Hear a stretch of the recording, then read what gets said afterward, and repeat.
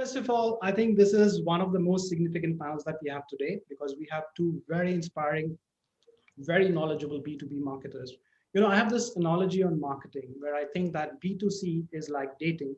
It's fun, you get few chances, and you can use various incentives. While B2B is like trying to impress your future father-in-law. It's make or break. You get one serious chance, and incentives don't really work. So let me bring these two experts to tell us more about how B2B marketing is changing.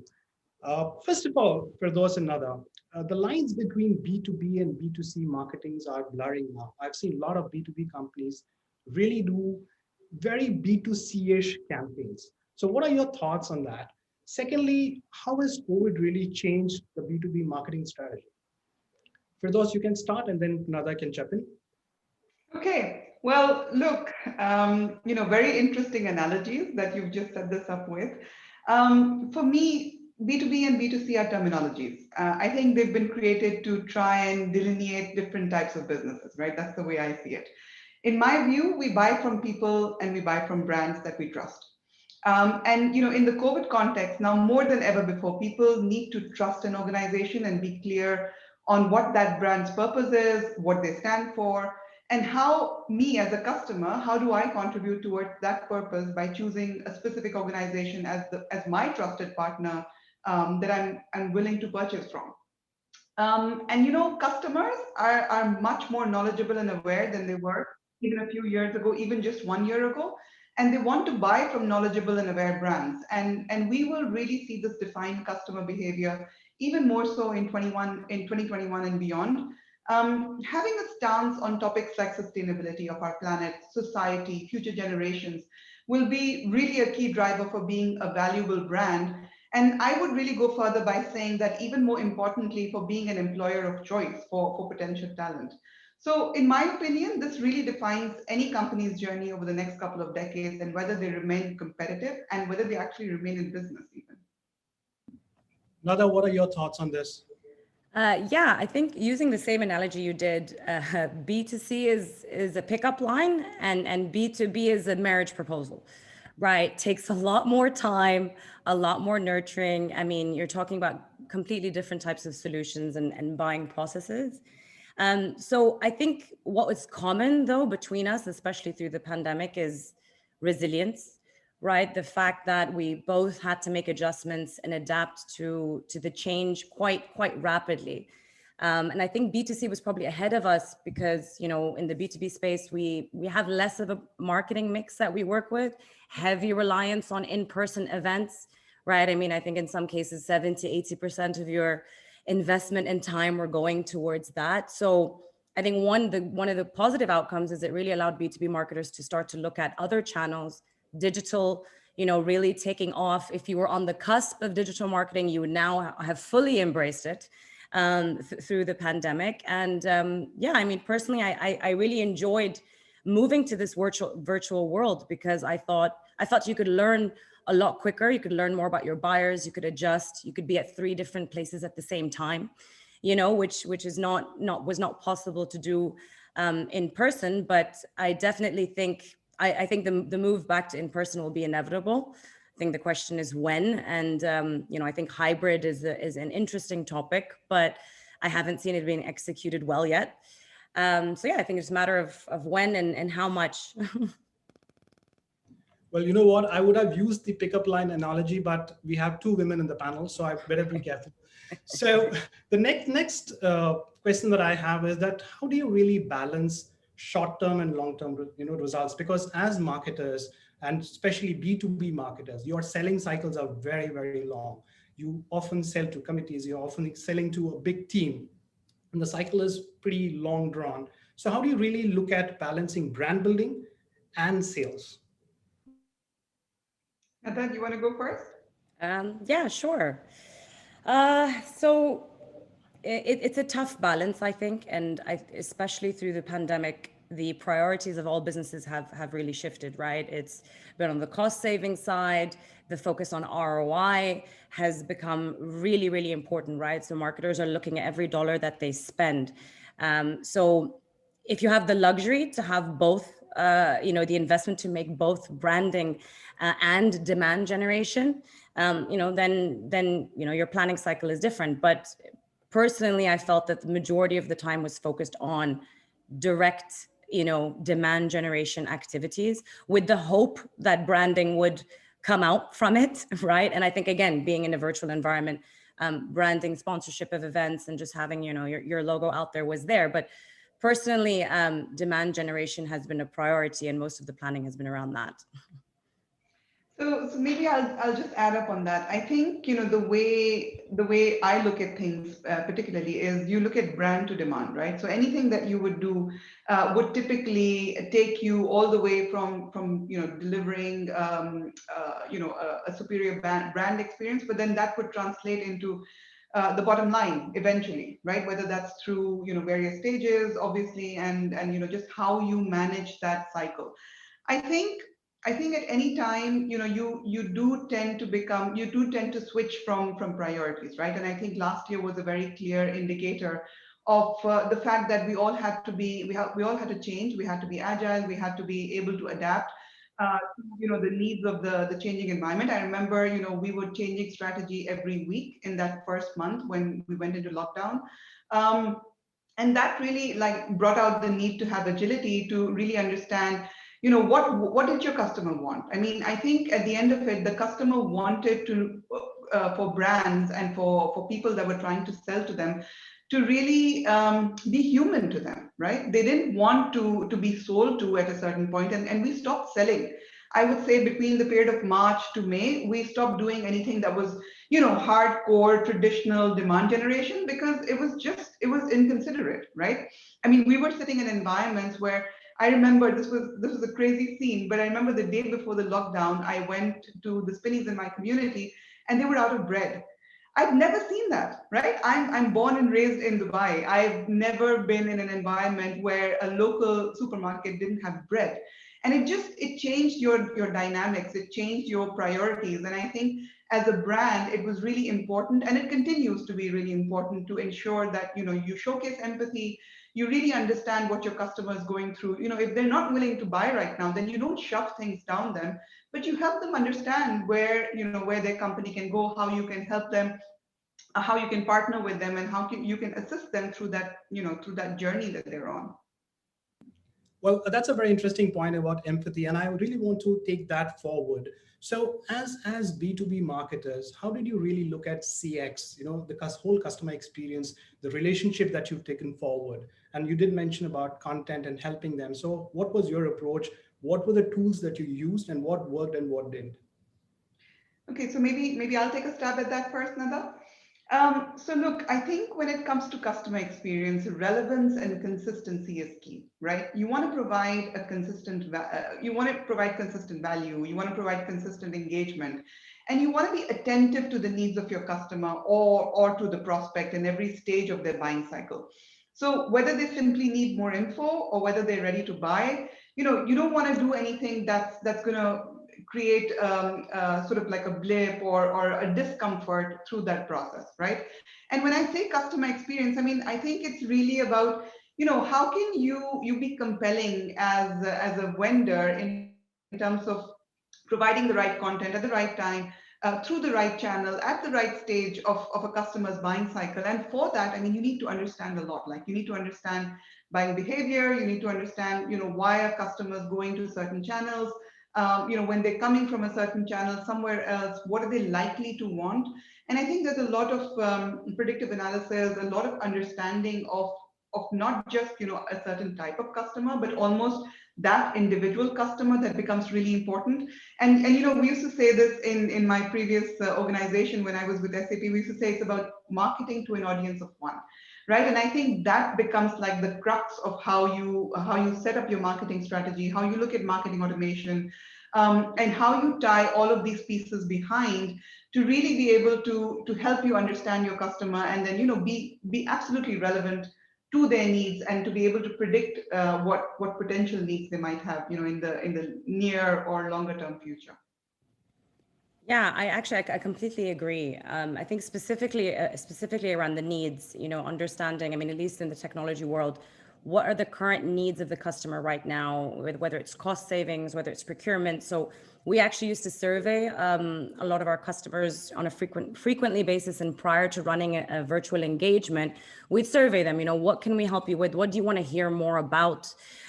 Just to, again, not only keep it relevant. And we also know that time, I think, giving time is the most limited resource.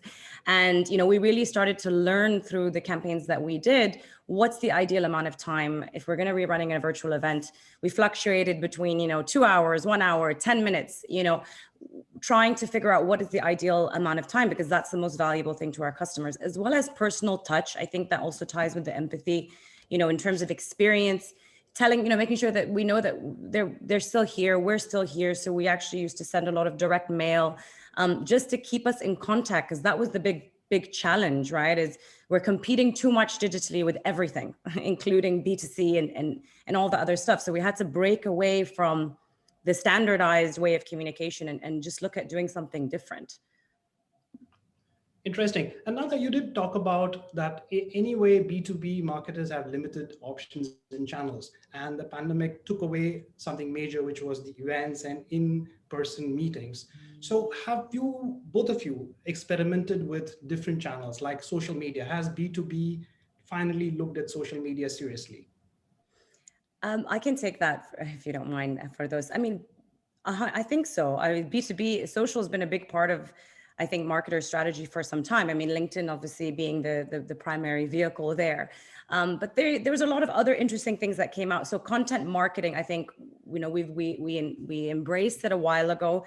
It's hard to get it right, because it does take a lot of time and really understanding the buyer's needs, where they are in the buyer's journey, and tailoring content is something that's obviously really important and requires resources in order to be able to do that. But there was a lot of interesting vehicles in the digital world that came up, podcasts, webcasts, webinars, doing things, live streaming, aspects that were actually beyond social. Social seemed like, we've done that already. It's not something new. Let's now innovate. I think this is really what it allowed us to do, is B2B marketers just had the opportunity to innovate. So I'll add on. I think, I completely agree with what Nada said. Content has to be the crux of any marketing strategy. And I don't think that B2B is, really that behind the game when it comes to social channels. I mean, we're not that boring, right? We're a little bit boring, but we're not that bad. So I think that, you need to be relevant to your customer, right? I mean, how do customers buy?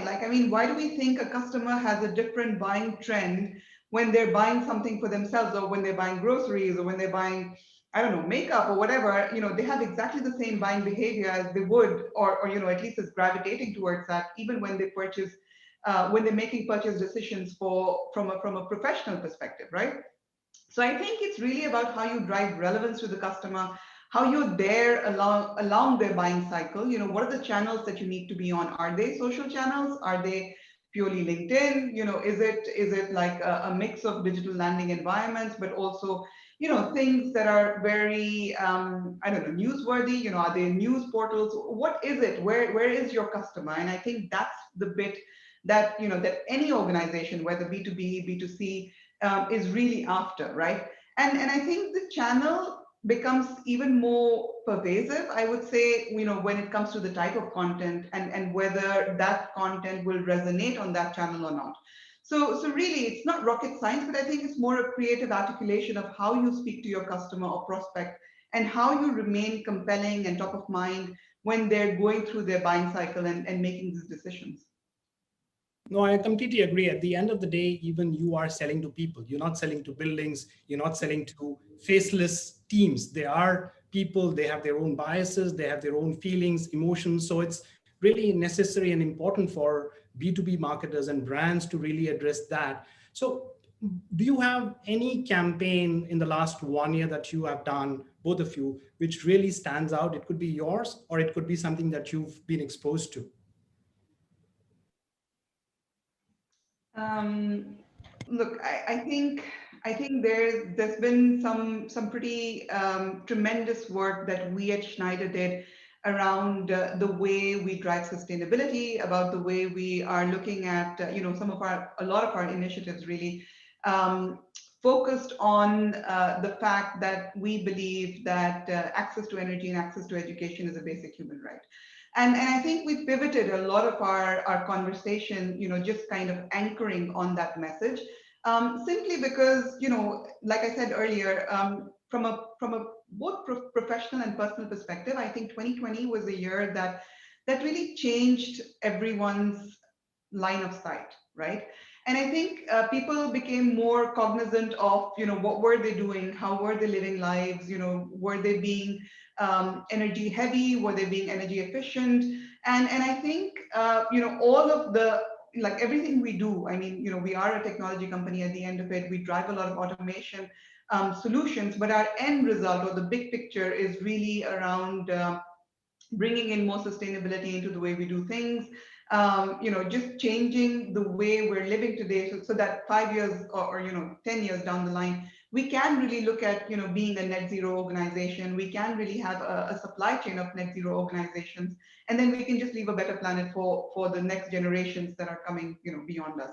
So I think for us it was really important to go down to our purpose and kind of cut the clutter and really start zoning down, like honing down on who we are as a company. What do we really stand for? What do we believe in? And then, to marry that with everything around, the experiences we were trying to give our customers and the content we were trying to, bring out to them to help them make better purchase decisions for their organizations and the journeys they were on. Yeah, I think there was a lot of exciting things that we did, and we tried a lot of new things. Like I was saying, there's lots of innovation and trial and error, which made it easier because you could trial and error things very quickly, learn whether something works or doesn't work, probably in a much shorter time than previously, which was great. One thing that we did also decide to do was we knew people were spending a lot of time at home, and so we actually started to provide education, e-learning opportunities for some of our customers. Being at home for a couple of months on lockdown, why not, learn a nano degree or get a degree in engineering? And that was something that we invested in. We basically provided that to our customers free of cost. And so I think it was things like that. And, I think Firdaus mentioned this earlier, we did start to just be associated with the conversation rather than lead it. So instead of, selling something, it was more like we sponsor this particular topic, right? And we just tried to make the messaging a lot more subtle so that the maximum value could be brought to the end user. That's amazing. So I think we are in the last few minutes of our session. So final question to both of you. What has the pandemic taught you in terms of both as a professional and as a person? One key takeaway, one thing that has completely changed post 2020. Nada, you can start and then Firdaus can come in. Professionally, the biggest learning I had was managing through change and transformation and working with your team. And, it wasn't easy for people. And I think to be able to understand that and fight against some of the resistance was a huge learning, right? And we all overcame it, but there were different levels of resistance across, whether it's from your stakeholders, from your own team, from your customers. There was a lot of resistance in some places. So I think that was a big learning for me. Personally, I'm really grateful. I think that's the one thing that I took away from this year, as much as there was bad things happening. Alhamdulillah, we're still here. Yeah, absolutely. So I'll start with the personal bit. I think, just being faced with the situations that we were, for me, it gave me clarity of priority. And it helped me learn to adapt to what matters most when I'm not in control, right? And that's not an easy thing to not be in control, but then I think it was a learning for all of us and particularly for myself. Professionally, I would say a lot of what I just said, but also that agility, resilience, and empathy are perhaps the most important characteristics we need to embody and showcase as humans, as business, professionals, leaders, colleagues, partners, and really maintain sanity in every facet of our life. So I think they're very interlinked, but I think it was really it brought a lot of empathy. It brought a lot of self-realization going through what we did in 2020. Sadly, I think we've come to the end of the session. I know there are a couple of questions, but for some strange reason, I'm not able to access those questions. But I'm sure our delegates would have access to both the speakers, and we would probably pass on their contacts if it's okay for those another. Just want to thank you again for this amazing session. I think we should have planned for 40 minutes, but we are again experimenting with different formats. But thank you so much for this time. And I think we've had a wonderful, wonderful session. I just want to thank all the delegates before Vidhi takes over. I think we've had 2 days of really inspiring, informative, and insightful content. We've had hundreds of delegates from Middle East and Africa. And I also want to thank both of you as marketers and the whole marketing community for having supported Martech Vibe, our media platform, and Vibe Martech Fest, the event that we're hosting. So with that, thank you once again. And I'm sure we would meet up soon face to face without masks and with a smile on our face. Thank you.